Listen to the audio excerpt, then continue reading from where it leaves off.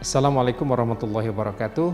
Mungkin ada satu pertanyaan, mengapa kita harus membawa Rasulullah SAW ke dalam bisnis dan usaha kita? Subhanallah, ternyata jikalau kita bagi hidup kita dalam satu hari dan kita atur jam demi jam, maka akan tampak dengan sangat jelas bahwa waktu terbesar yang kita habiskan ternyata bukan di masjid, bukan di musola, bukan di atas sejadah. Waktu yang terbesar kita habiskan ternyata dalam bisnis, dalam usaha, dalam proyek, dan dalam kerja. Katakanlah ada seorang dari sahabat kita, rumahnya di Bekasi, atau rumahnya di Pamulang, atau rumahnya di Bogor, sementara pekerjaan di Jakarta, di Jalan Sudirman dan Jalan Tamrin. Pertanyaan saya, jikalau dia masuk jam 8 pagi, kira-kira jam berapa dari rumahnya? Kalau rumahnya di Pamulang atau di Bekasi atau di Cibitung atau di Bogor, itu hampir pasti dia berangkat ba'da subuh. Maka jam 5.30 sudah jalan. Jam 6 paling telat dia harus sudah jalan. Kalau kita hitung dari jam 5 itu, jadi jam 6, 7, 8, 9, 10, 11, 12. Zuhur nih ya. Kemudian 13, 14, 15, 16, 17, 18. Maghrib. Pertanyaannya, jam 18 atau maghrib sudah sampai rumah belum? Kalau dia karyawan swasta, apalagi banyak proyek, ada laporan akhir bulan, laporan akhir tahun, hampir pasti jam 18 itu masih di kantor. Jam 17, jam 19 mungkin baru bergerak pulang, jam 20 dia baru sampai rumah. Masya Allah, dari jam 5 sampai jam 8 itu kurang lebih sekitar 15 jam. 15 jam, Masya Allah. Bandingkan dengan lamanya kita sekarang sholat. Sholat zuhur di kantor berapa menit? Sholat asar di kantor berapa menit? Mungkin hanya 5 menit. Nah, 5 menit kali 5 hanya 25 menit. 5 menit kali 5 hanya 25 menit. Nah, sementara kita menghabiskan waktu untuk kerja, untuk bisnis, untuk proyek, mencari nafkah itu 15 jam. 15 jam itu jikalau dikali 60 menit, jatuhnya sekitar 900 menit. Bayangkan 25 menit beribadah, 25 menit sholat sehari, sementara dalam satu hari kita menghabiskan 900 menit. 25 berbanding 900. Pertanyaannya, apakah yang 900 menit ini sudah dekat dengan sunnah Rasul? Apakah yang 900 menit ini sudah dekat dengan tuntunan Nabi besar Muhammad SAW? Apakah yang 900 menit ini sudah sesuai dengan syariah? Atau jangan-jangan dia lebih dekat dengan semangat kapitalisme? Jangan-jangan dia lebih dekat dengan semangat hedonisme? Bahkan ada pepatah mengatakan, jangankan mencari rezeki yang halal, yang haram aja sudah susah.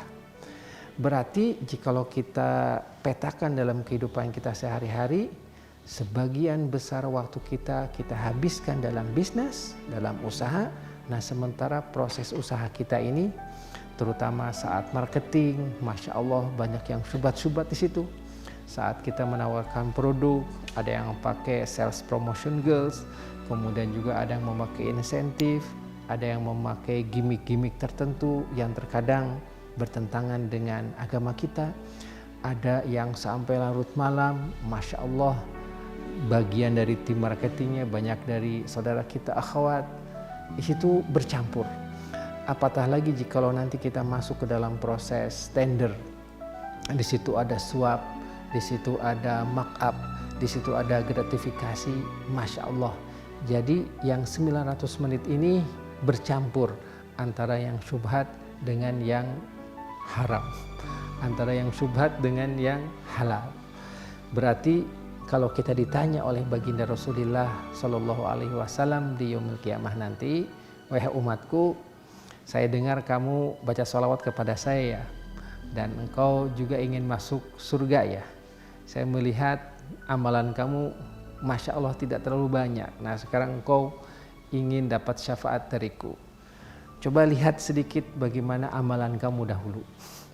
Nah, seandainya di yaumil qiyamah nanti kita ditanya oleh baginda Rasulullah SAW bagaimana kualitas amal kita satu hari, bagaimana kualitas jam demi jam kita satu hari, dan seberapa jauh, seberapa dekat dengan sunnah Rasulullah SAW, karena dengannya kita akan meminta syafaat, pasti jawabannya masih sangat jauh. Masya Allah. Oleh karena itu, jikalau kita ingin selamat di dunia dan jikalau kita ingin selamat di akhirat, berarti kita harus membawa Al-Quran ke dalam bisnis. Kita harus membawa Rasulullah SAW ke dalam bisnis. Bisnis berarti juga berkaitan dengan apa yang kita bawa pulang ke rumah. Bisnis berarti terkait dengan tanggung jawab kita sebagai ayah, tanggung jawab kita sebagai orang tua, tanggung jawab kita sebagai ibu. Jikalau bisnis ini diwarnai dengan teladan Rasulullah SAW, otomatis yang kita bawa ke rumah pun akan halal adanya. Ikhwah yang dirahmati oleh Allah Subhanahu wa Ta'ala, sanggupkah kita jikalau ditanya oleh anak kita, Papa, alhamdulillah sekarang adik bisa makan di rumah, ini ada nasi, ini ada lauk pauk, ini ada sayur, ini ada buah-buahan, dan Masya Allah ini ada air.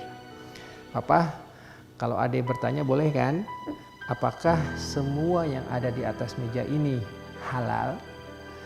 Apakah semua yang ada di atas meja ini aman untuk adik di dunia dan akhirat? Nah, jikalau anak kita bertanya apa yang ada di atas meja itu adalah halal dan bisa dipertanggungjawabkan, dan kita sebagai ayahnya hadir di situ, kira-kira jawaban kita seperti apa? Karena bagaimana? Apa yang dia minum, apa yang dia makan itu akan membentuk darah, membentuk tulang, membentuk otak, membentuk mata, membentuk tulang-tulang di dalam tubuhnya. Dan Masya Allah, dari income itulah akan tumbuh anak kita. Dari mulai 1 bulan, 6 bulan, 1 tahun, 5 tahun, 10 tahun, sampai dia tumbuh dewasa. Kalau seandainya najis mughalladhah, dijilat anjing, insya Allah kita basuh 6 kali air, 1 kali tanah, sudah akan hilang. Tetapi jikalau daging yang tumbuh dari yang haram itu melekat di tubuh, kira-kira bagaimana kita membasuhnya? Karena baginda Rasulullah SAW bersabda, lahmun nabata min haramin fannaru aula bih. Daging yang tumbuh dari makanan dan income yang halal, bagiannya adalah api neraka. Masya Allah, berarti berbicara tentang bisnis, berbicara juga tentang bagaimana pertanggungjawaban kita kepada anak kita. Jangan sampai nanti di akhirat kelak kita diadili oleh Allah Subhanahu wa Ta'ala karena anak kita itu dagingnya, tubuhnya sudah tumbuh dan terbangun dari bagian-bagian yang haram. Ada, katakanlah ada screening, malaikat Malik atau malaikat Ridwan, kita sebelum masuk ke surga kita di screening. Kemudian ketika di screen, anak kita ini sudah bagus catatannya, tetapi pas di screen anak kita itu Masya Allah ada bagian dari tubuh yang terdiri dari yang haram, ada bagian kaki terdiri dari yang haram, ada bagian tangan terdiri dari yang haram. Kemudian kata malaikat, kamu harus masuk neraka. Nah, si anak tidak mau. Kemudian dia meminta orang yang menyuguhkan makanan kepadanya, yaitu sang ibu. Dipanggillah ibu yang sudah mau masuk surga, sudah mau jumpa dengan malaikat Ridwan, dipanggil sama malaikat. Hei ibu, dahulu kamu memberi makan apa anak kamu?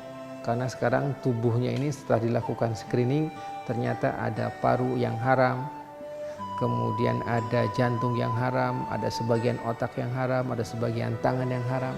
Kata dia, ya saya hanya menyuguhkan apa yang dikasih si bapak kepada saya setiap bulan.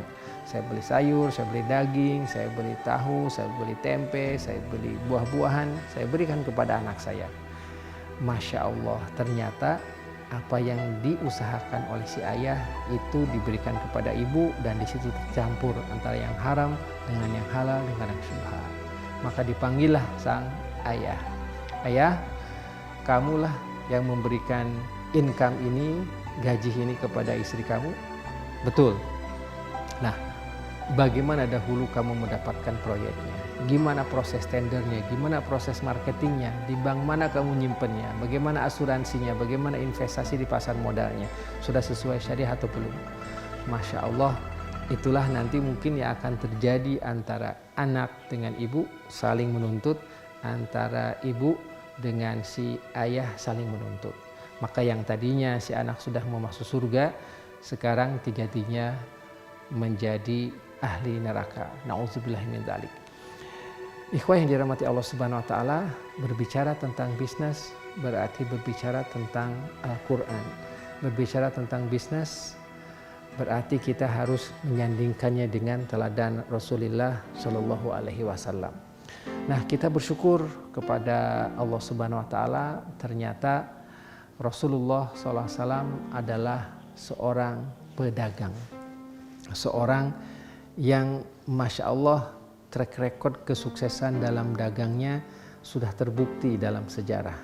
Bahkan beliau sedikit di antara manajer yang mampu memutarkan dana para investor dengan sangat baik dan terakumulasi dengan sangat menguntungkan.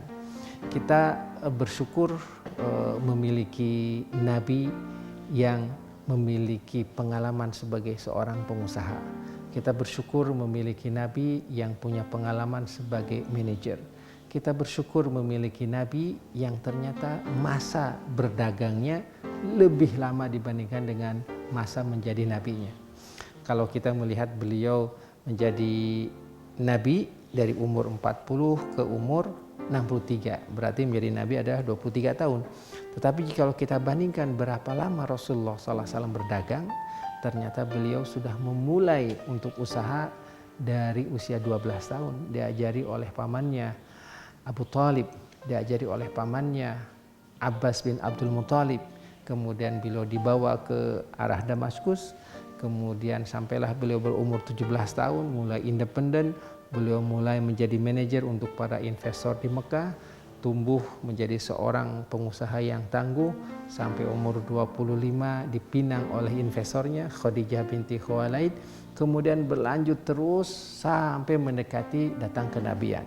Mungkin di usia 38, di usia 39. Berarti jikalau sampai 39 tahun umur beliau dan masih tetap berdagang, beliau menjalankan usaha tidak kurang dari 25 hingga 27 tahun.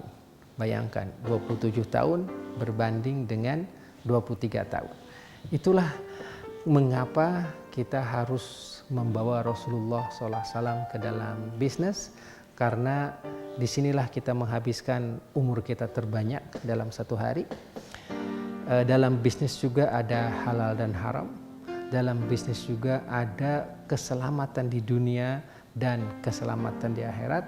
Demikian juga karena Rasulullah SAW itu bukan hanya yang memberikan teori, tetapi dia telah membuktikan dalam satu proses bisnis menjadi seorang pengusaha yang tangguh dan pengusaha yang sukses. Mengapa kita mencari ke kiri dan ke kanan, ke barat dan ke timur, jikalau Nabi kita sendiri adalah seorang pengusaha yang tangguh?